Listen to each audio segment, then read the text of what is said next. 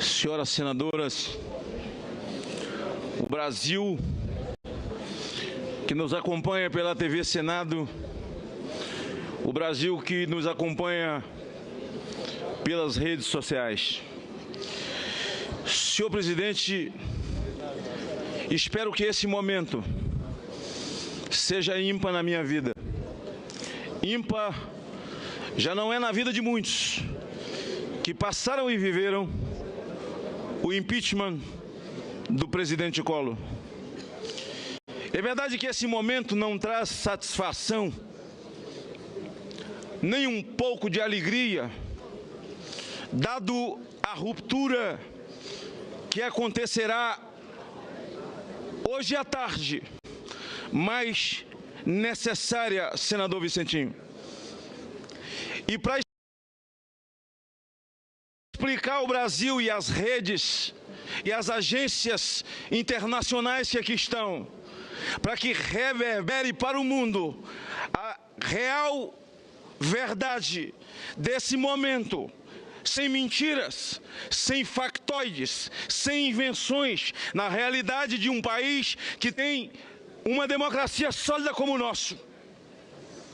É preciso evocar o conjunto da obra, tal qual o governo e os líderes e a bancada do governo precisa também evocar o conjunto da obra para fazer a defesa do governo. É verdade que nós estamos diante de um corpo febril e assaltado de taxas altíssimas de diabetes. O país, hoje, o Brasil, é como um corpo diabético, um corpo febril, com uma taxa muito alta e com uma perna cheia de gangrena, já há muito tempo pronta para ser amputada.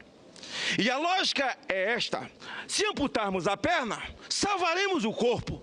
Em não amputando a perna, comprometeremos todo o corpo. Eu sou filho de uma família de diabéticos, tenho tias que morreram amputadas, tenho tias amputadas que estão vivas e saudáveis, porque há tempo amputaram a perna apodrecida. Esse país febril vai ter restituída a sua saúde, as suas energias, no momento em que, de forma corajosa e ainda com sentimentos, amputemos a perna apodrecida para salvarmos o corpo. E uma perna amputada debilita mais ainda o corpo. É preciso ter o tempo de recuperação, de cicatrização, e isso demanda cuidados. Cuidados que o pós-impeachment nós temos que ter. Senhor presidente, para que o mundo entenda, é preciso falar desse projeto de poder. Um projeto ideológico do Partido dos Trabalhadores. E só entendendo esse projeto ideológico, e eu passei a entender muito mais depois do que ouvi do Eduardo Jorge e ouvi do Fernando Gabeira, que eles que fizeram a luta armada no Brasil não tinham o mínimo interesse, senador Anastasia, em democracia. Eles queriam uma ditadura do proletariado para enfrentar a ditadura militar. Mas o que o Eduardo Jorge fala, preste atenção, ele diz: olha, eles nos fizeram mal, mas nós também fizemos muito mal a eles. Eles nos fizeram mal, mas nós não queríamos a ditadura militar, mas decidimos comer pelas beiradas, entrar no jogo, e a decisão era essa: come pelas beiradas, chega-se ao poder, e em chegando ao poder, nós então colocaremos em prática, com o aparelhamento do Estado, o que nós pensamos e ideologicamente vamos governar. Isto é o Fórum de São Paulo, que chega ao penúltimo momento da sua vida, porque o último será daqui a 180 dias. Senhor presidente, é verdade, já de imediato, por conta do tempo, vou ao governo Fernando Henrique Cardoso. O PT, que não quis votar a Constituição Cidadã de 88. O PT que não votou a Lei de Responsabilidade Fiscal e se negou a votar o Plano Real, que nos tirou do fosso, do buraco horroroso onde nós estávamos. Mas se locupletou de tudo isso, porque com uma peça de marketing que me vem à mente, o Duda Mendonça criou o Lulinha Paz e Amor, que era tão rejeitado por sua truculência na televisão, pela sociedade brasileira. Aparou a barba, mostrou as covinhas do rosto, tirou o vermelho do PT da camisa e vestiu roupa branca e fez ele dizer que era paz e amor. A peça de marketing fez com que sonhássemos juntos com eles. E nós fomos. Fernando Henrique Cardoso governou esse país e se nada fez, e eles não são capazes de reconhecer, e olha, eu não sou do PSDB, deu os fundamentos da economia, os fundamentos da economia deste país foi dado por Fernando Henrique nos 2 governos, ponto. Há uma outra coisa que eu ressalto, que nem o PSDB fala, não sei se é porque esqueceu ou porque não sabe. O terceiro setor que o Brasil tem hoje, que esvaziou os asilos, e hoje o turismo sob roda do Brasil avança e cresce, é porque a terceira idade desse Brasil começou a ser valorizada a partir de uma iniciativa da saudosa Ruth Cardoso, que criou as chamadas OCIPs e que facilitou a vida de quem faz atos de misericórdia nesse país. Dado os fundamentos da economia, o Lula veio e alguém vai esquecer, é capaz de negar a inclusão social que houve, seria irresponsabilidade. Em nome do meu Estado, eu sei reconhecer que ao assumir o governo Lula, fez o adiantamento dos royalties do petróleo e nos ajudou, mas a mão que deu com essa, tirou com essa, a economia do meu Estado do Espírito Santo, 42 anos, no incentivo fiscal chamado Fundap, e de uma forma grosseira, como que se tira o filho de um pai, ela arrancou o Fundap de nós. Se não somos um Estado pujante, pequeno, mas valente, já teria destruído aquele Estado do Espírito Santo. Agora, o Brasil fez, olha o Bolsa Família, e eu falo para o Temer, mantenha a Bolsa Família, melhore ele, mas põe uma porta de saída, porque Bolsa Família só tem porta de entrada, e um bom programa social tem que ter 2 portas. O Pronatec, o FIES, que coisa maravilhosa, mas cadê o FIES e o Pronatec? No processo eleitoral, para que nós chegamos no conjunto da obra, com as pedaladas que ela fez, senhor presidente, com as pedaladas que ela fez, ela teve a possibilidade de dar legitimidade ao seu discurso no processo eleitoral, quando dizia, esse Aécio ou essa Marina, se chegarem ao poder, vão aumentar juros, vão aumentar taxas, vão acabar com o Bolsa Família, vão acabar com o Pronatec, vão cortar dinheiro da educação. Tudo que ela fez no dia seguinte, após ganhar as eleições, com um maquiado orçamento, fruto das pedaladas fiscais.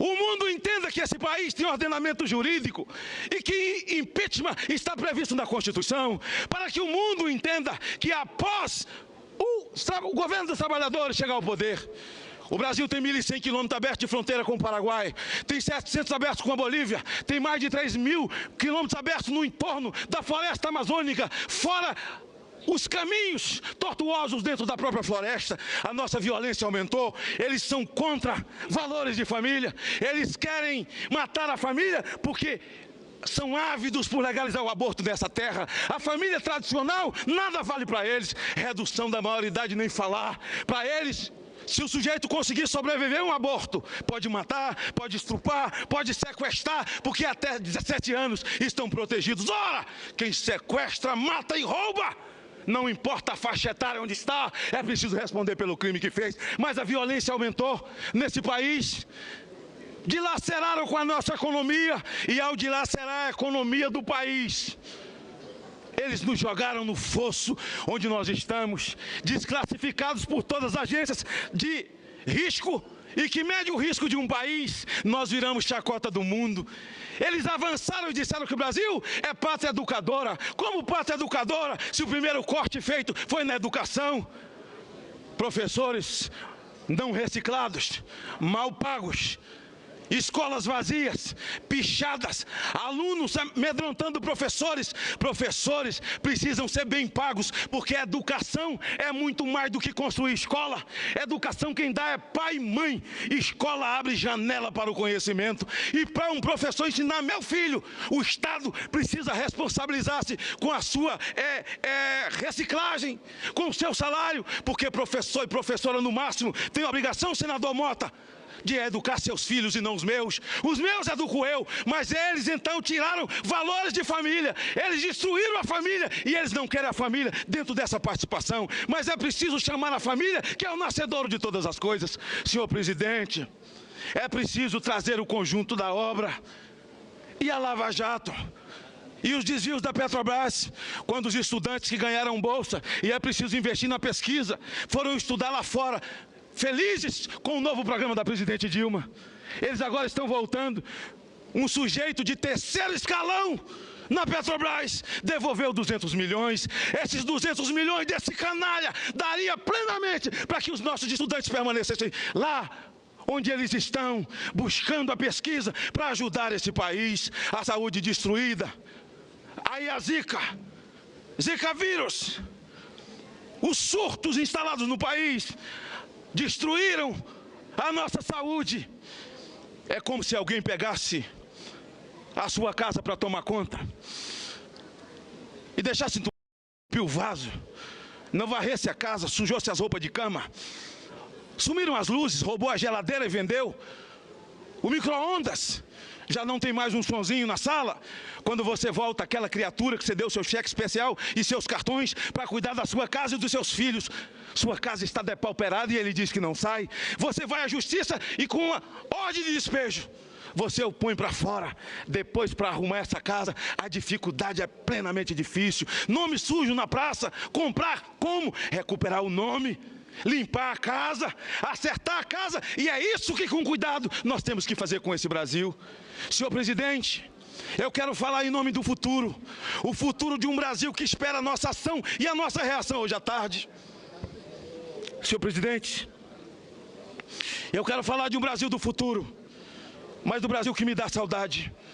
Eu presidi a CPI do narcotráfico desse país, presidi a CPI da pedofilia desse país.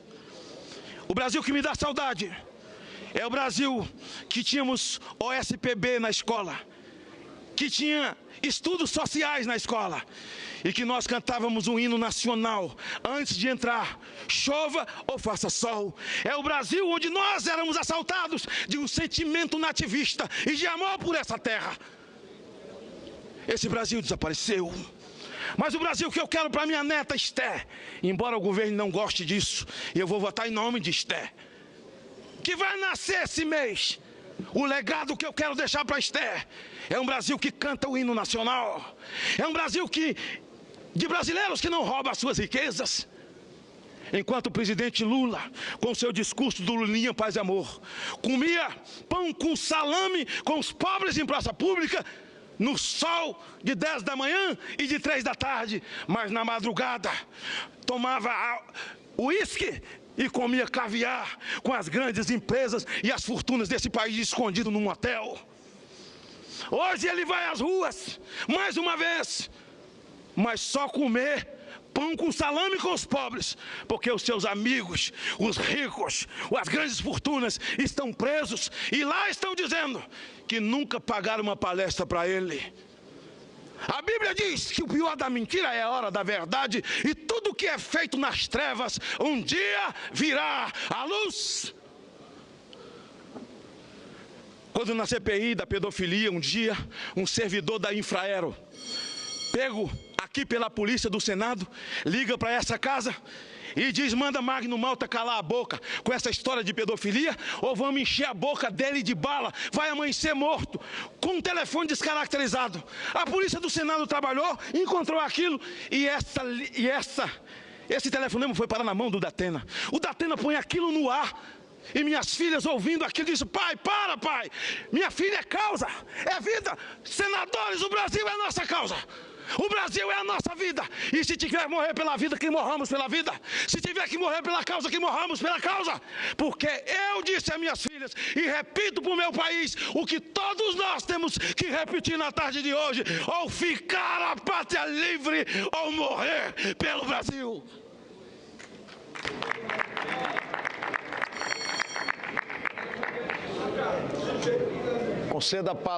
Conceda a palavra ao senador Ricardo Ferraço.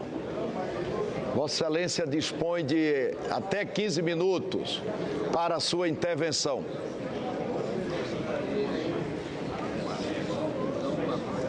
Com a palavra, Vossa Excelência. Muito obrigado, senhor presidente. Senhoras e senhores senadores, brasileiros e capixabas,